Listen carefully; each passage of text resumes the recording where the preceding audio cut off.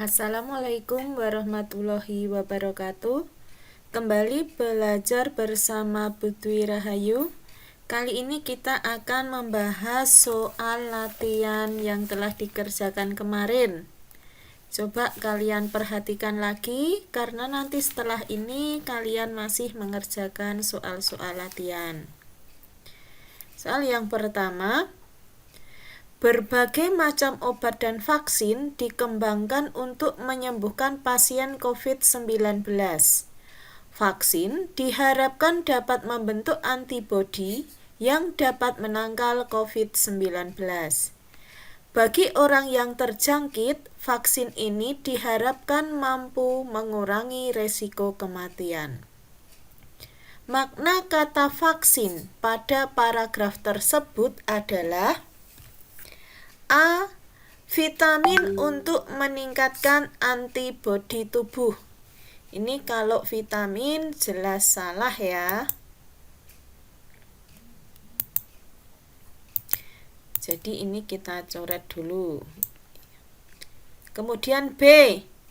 Makanan untuk meningkatkan daya tahan tubuh. Jelas salah ya. Kalian sudah pernah divaksin kan?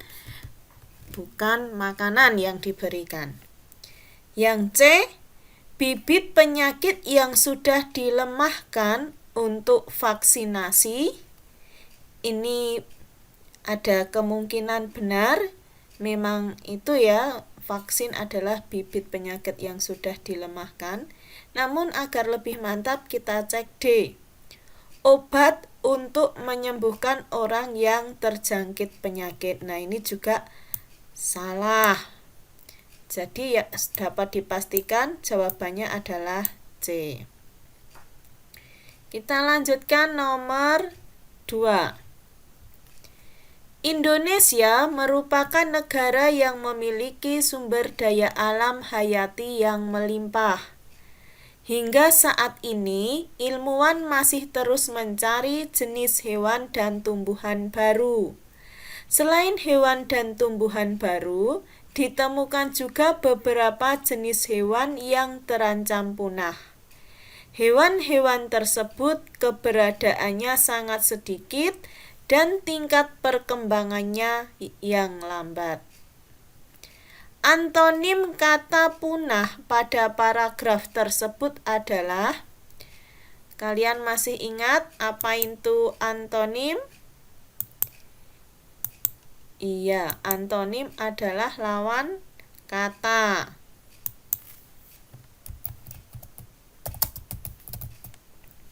Nah, di sini yang ditanyakan lawan kata dari punah.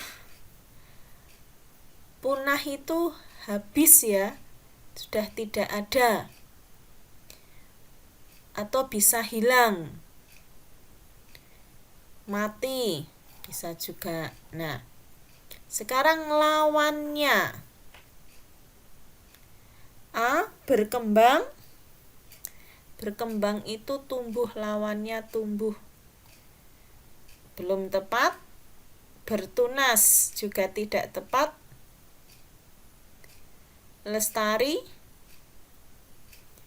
Nah, kalian pernah mendengar melestarikan hewan agar tidak punah, berarti itu lawannya ya. Lestari itu selalu ada, dilestarikan biar tidak punah, biar tidak hilang, biar tidak habis. Nah, jadi jawabannya C.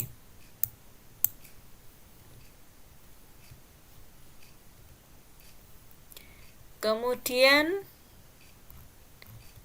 nah ini yang D, abadi. Abadi itu tidak pernah mati, tidak perlu diupayakan, ada terus. Nah ini kalau abadi itu lawannya fana, jadi bukan lawan punah. Kemudian nomor 3, imunisasi campak atau MR penting untuk anak-anak. Tujuannya untuk memberikan stimulasi pada tubuh agar memproduksi sistem imun.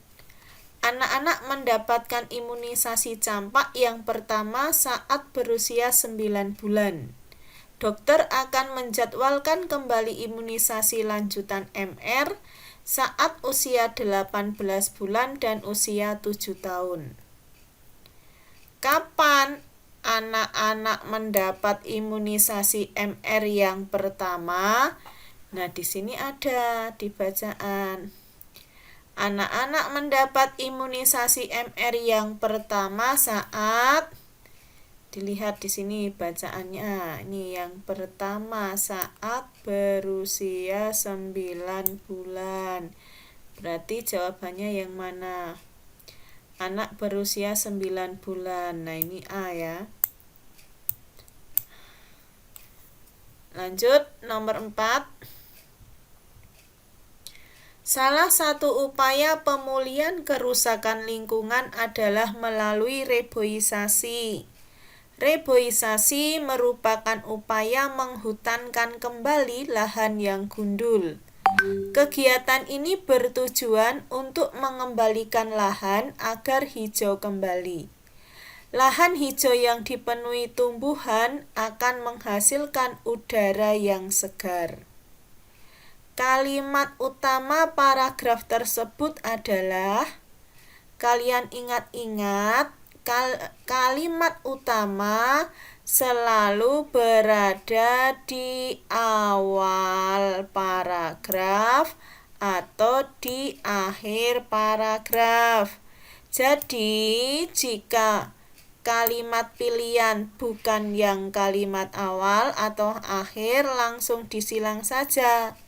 Contoh, A ini awal, diamkan saja. B, reboisasi bukan awal, bukan akhir.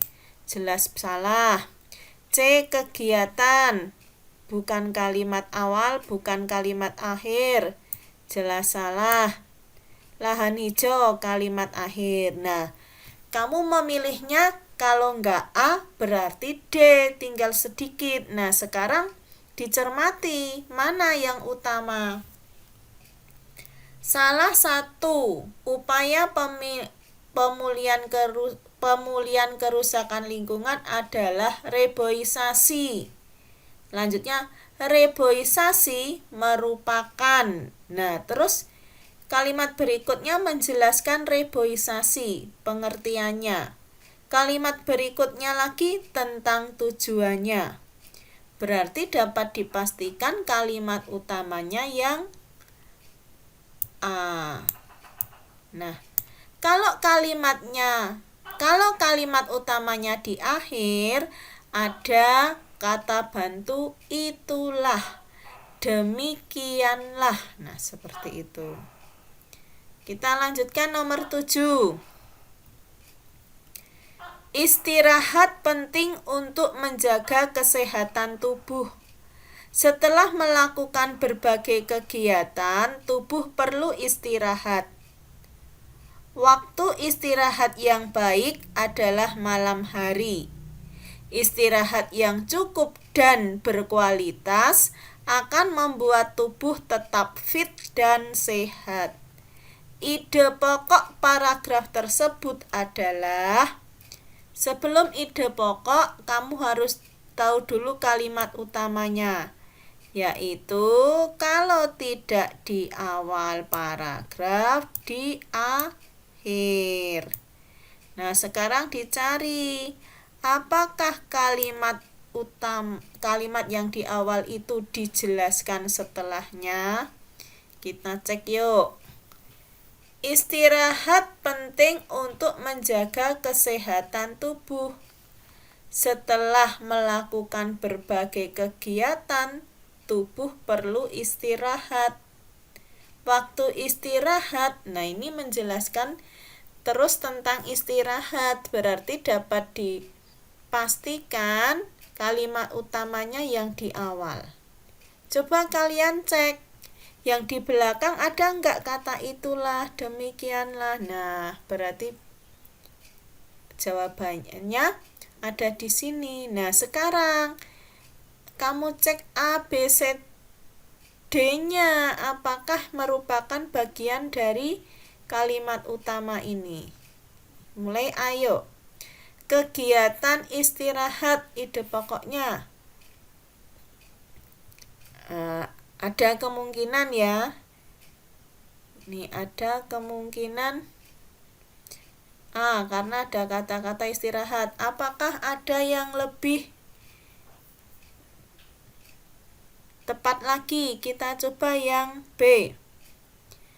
Peran penting istirahat.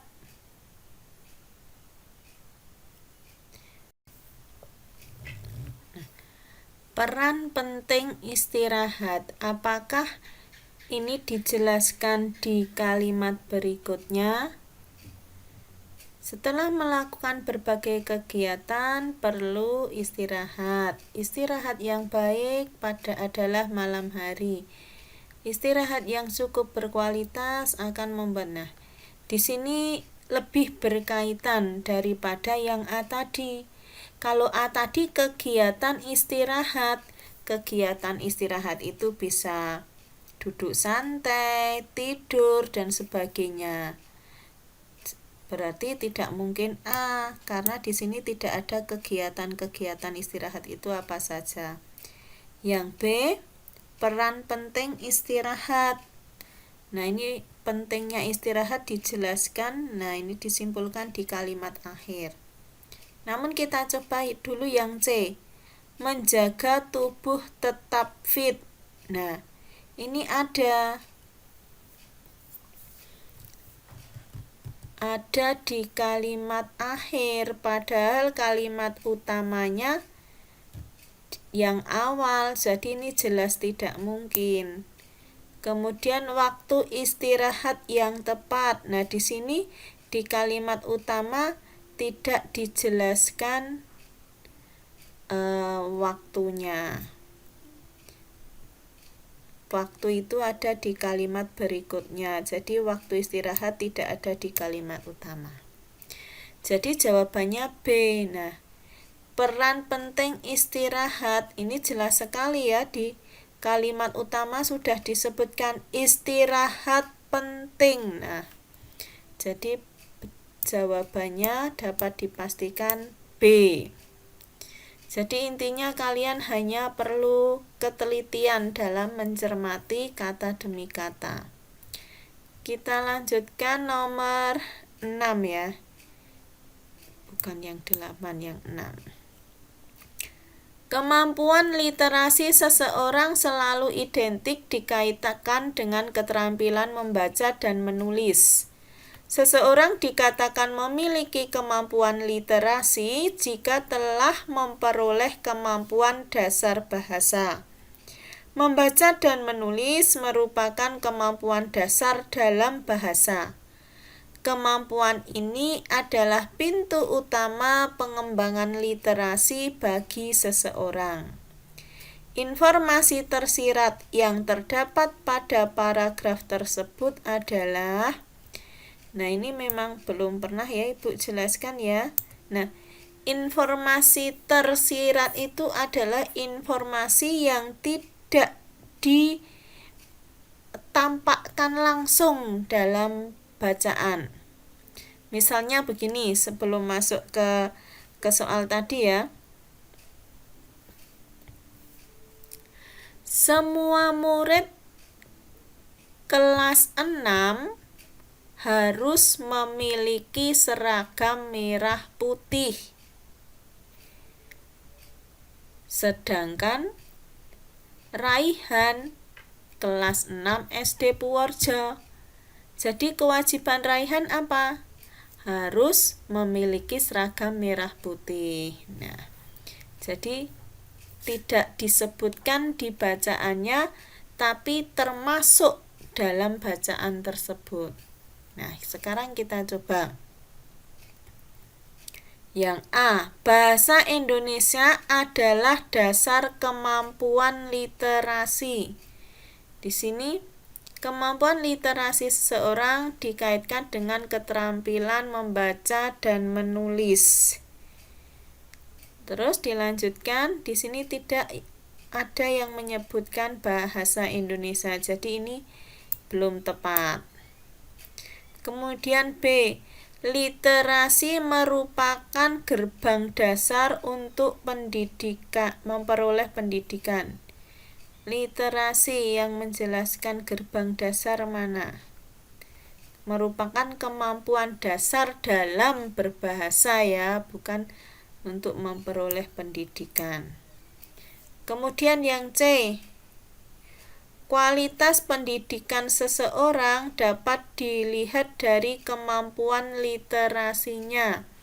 Nah, di sini tidak ada yang menjelaskan kualitas pendidikannya, tapi kemampuan literasi itu dikaitkan dengan keterampilan membaca dan menulis. Jadi ini tidak tepat.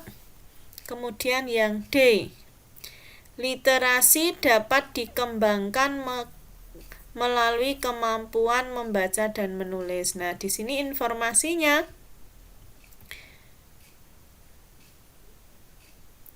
kemampuan literasi seseorang identik dengan keterampilan membaca dan menulis. Jadi tersirat apabila literasi dikembangkan dengan kemampuan dan menulis. Jadi jawabannya D. Kita lanjutkan nomor 7. Batu bara merupakan salah satu sumber energi yang melimpah di Indonesia.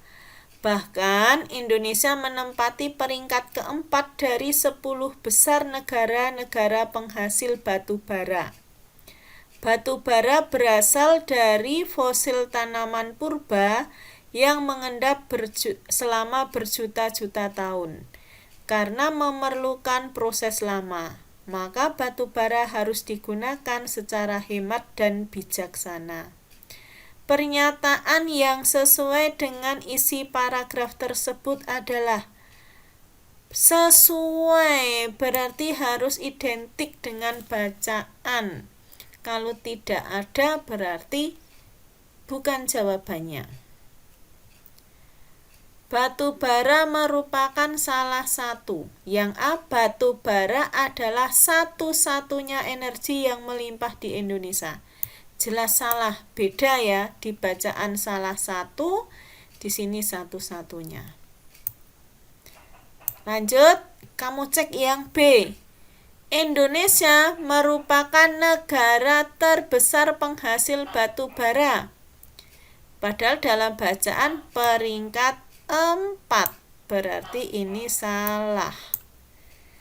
Kemudian yang C, terjadinya batu bara memerlukan proses yang cukup lama. Di sini batu bara mengendap berjuta-juta tahun. Nah, ini sama saja lama, berarti kemungkinan jawabannya C. Namun kita cek dulu D. Batu bara bebas digunakan oleh siapa saja. Di bacaan harus hemat dan bijaksana, tidak bebas. Berarti dapat dipastikan jawabannya adalah C. Kita lanjutkan nomor 8. Pemerintah melakukan berbagai upaya untuk mengatasi pandemi COVID-19. Salah satunya adalah menerapkan protokol kesehatan melalui gerakan 5M. 5M yaitu memakai masker, mencuci tangan, menjaga jarak, menjauhi kerumunan, dan membatasi mobilitas. Dengan disiplin menerapkan gerakan tersebut, semoga pandemi segera berakhir. Paragraf tersebut merupakan jenis, ini yuk kita mengingat lagi narasi kemarin artinya apa? Narasi itu cerita. Cirinya ada tokohnya, ada alur ceritanya. Di sini tidak ada tokohnya. Misalnya tokoh itu misalnya Budi. Nah, alurnya misal Budi bersekolah di SD titik-titik, kemudian melanjutkan ke SMP, jadi ada jalan ceritanya. Jadi tidak mungkin yang A. Kalau yang B, persuasi. Persuasi kemarin artinya ajakan atau perintah. Nah, di sini apakah ada kalimat yang menyatakan perintah? Pemerintah melakukan berbagai upaya untuk mengatasi pandemi COVID-19. Salah satunya adalah menerapkan bla bla bla. Kalian lanjutkan, yaitu ini nggih. Kemudian dengan disiplin menerapkan.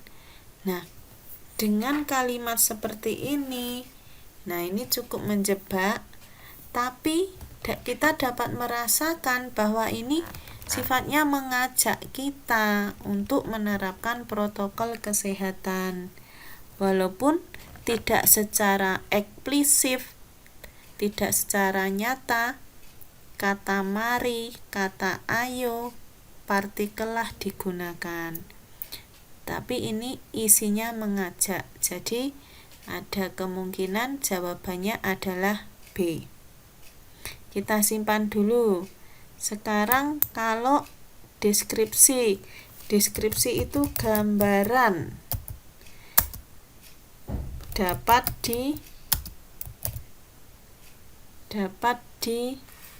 diterima indera penglihat atau mata.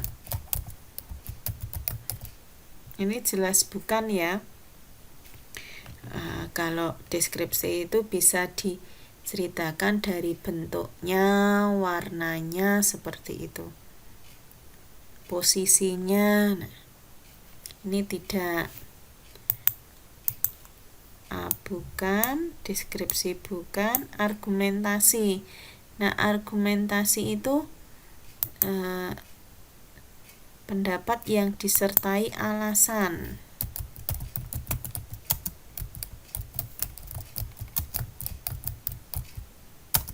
Dapat pula berupa sebuah kesimpulan. Nah, namun di sini tidak menyatakan pendapatnya atau kesimpulannya. Jadi jawabannya adalah persuasi, mengajak kita untuk menerapkan protokol kesehatan. Sekarang nomor 9. Di era teknologi informasi ini, gawe memiliki peran penting bagi pelajar. Salah satunya adalah mempermudah komunikasi. Selain itu, akses informasi untuk menunjang pembelajaran dapat diperoleh dengan cepat. Pelajar juga dapat memperluas jaringan persahabatan melalui jejaring sosial. Namun di sisi lain juga memberikan dampak negatif yang tidak sedikit. Dampak tersebut dapat memunculkan masalah kesehatan mata, kecanduan, dan perilaku buruk. Oleh karena itu, pelajar perlu bijak dalam memanfaatkan gawe. Hal inilah yang membuat gawe diibaratkan seperti dua sisi mata uang logam. Hal yang akan terjadi jika pelajar tidak memanfaatkan gawe dengan bijak adalah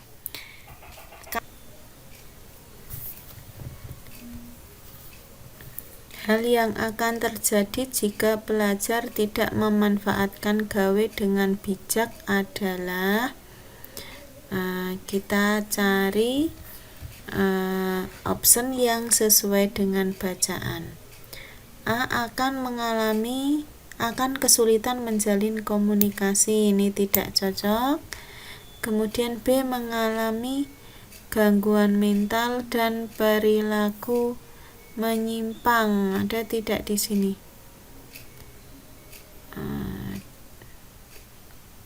Dampak negatif memunculkan masalah ini. Kemudian tidak ada ya gangguan mental. Kemudian C. Pelajar akan melakukan kecurangan saat mengerjakan ulangan. Ini bisa jadi tapi tidak cuma saat mengerjakan soal ulangan. Kemudian D. Kecanduan game online. Ini ada kecanduan dan mengalami masalah kesehatan mata. Nah, ini lebih banyak dampaknya. Kemungkinan jawabannya D. Kita lanjut nomor 10. Nah, kalian baca. Setelah kalian baca, kalian cari nih persamaannya. Cara kerja alatnya. Kalau teks 1, cara kerja alatnya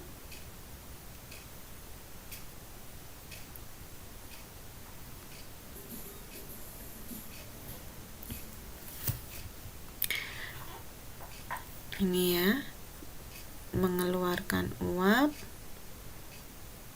sedangkan mengeluarkan panas ya kalau setrika, mengubah energi listrik menjadi energi panas, sedangkan yang televisi mengubah energi listrik menjadi energi cahaya juga suara. Kemudian cara menggunakannya.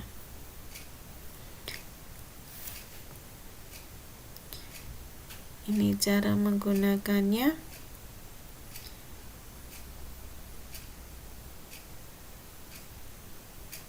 Nah, ini tidak dipapan namun digantung, sedangkan di sini cara menggunakannya cukup diletakkan saja ya. Kemudian yang C, kecanggihan alatnya. Nah, ini sama-sama alat yang canggih. Kemudian yang D sebagai alat komunikasi. Kalau yang paragraf 2 benar komunikasi, tapi yang paragraf 1 salah. Jadi jawabannya sama-sama canggih, ini yang C. Demikian pembahasan soal kali ini. Terima kasih atas perhatiannya. Wassalamualaikum warahmatullahi wabarakatuh.